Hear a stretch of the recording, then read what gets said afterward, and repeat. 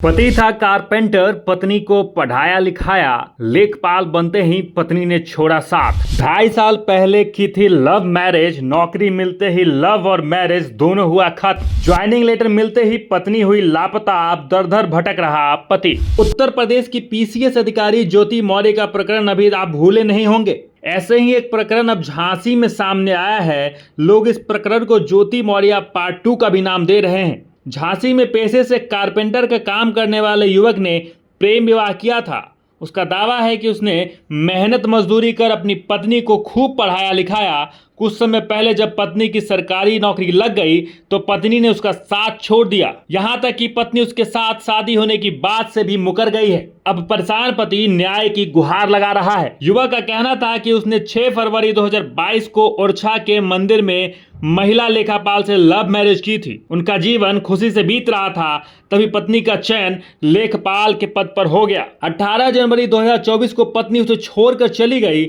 वह अब शादी को भी नहीं स्वीकार कर रही है। युवक ने कहा कि उसके पास शादी के सारे दस्तावेज हैं और परिवार न्यायालय में विवाद की भी दायर कर रखा है, लेकिन पत्नी एक बार भी बयान देने नहीं आई है। उसने कहा कि वह सिर्फ इतना चाहता है कि पत्नी उसके साथ रहे, वह नौकरी भी करती रहे तो उसे आपत्ति नहीं होगी। वहीं मीडिया से बात करते हुए नीरज ने बताया कि वो कारपेंटर का काम करता है। करीब 5 साल पहले झांसी की ही सत्यम कॉलोनी में रहने वाली ऋचा सोनी से दोस्त के घर उसकी मुलाकात हुई थी। दोनों ने करीब 2.5 साल पहले ही एमपी के ओरछा मंदिर में जाकर शादी की थी, जिसके बाद दोनों घर आ गए और हंसी खुशी से रहने लगे। इस दौरान लड़की ऋचा ने उसे बताया कि वो आगे पढ़ना चाहती है। जब ऋचा का सरकारी नौकरी लेखपाल में चयन हो गया तो उसके रुख ही बदल गए। लेखपाल के पद पर चयन होने के बाद वह उसे छोड़कर चली गई। तब से लेकर अब तक वह लौट कर घर नहीं आई है। उसने बताया कि पत्नी के लिए वह पुलिस से लेकर कई अधिकारियों के चक्कर लगा चुका है, लेकिन उसे न्याय नहीं मिला।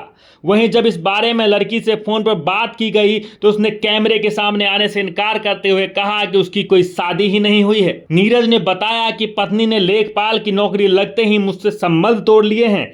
पत्नी 18 जनवरी 2024 से मेरे साथ नहीं रह रही है।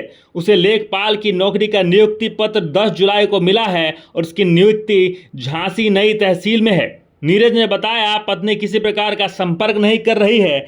हमारा फैमिली कोर्ट में मुकदमा चल रहा है और वह तारीख पर भी नहीं आ रही है। नीरज ने इस मामले में खुद को बहुत परेशान बताया और कहा कि मैं चाहता हूं कि पत्नी घर आ जाए और दोनों आराम से एक साथ रहें। हालांकि सच टॉक इस खबर की पुष्टि नहीं करता है। बाकी इस खबर को लेकर आपकी क्या राय है, कमेंट बॉक्स में जरूर लिखें और देखते रहें सच टॉक न्यूज।